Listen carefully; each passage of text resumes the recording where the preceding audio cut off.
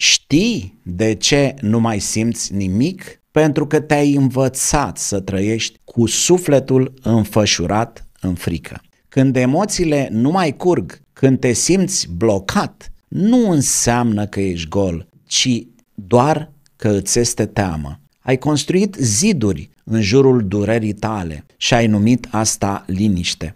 Dar liniștea adevărată nu înseamnă absența emoțiilor, ci echilibrarea lor. Vindecarea, dragii mei, începe când ai curajul să privești în tine și să spui: gata, mă opresc din această fugă. Corpul tău, inima ta, mintea ta, toate au nevoie de reconectare, nu de control. Nu-ți fie teamă să simți. Emoția este doar începutul eliberării. Tot ce este reprimat devine boală, dar tot ce este conștientizat devine în același timp lumină.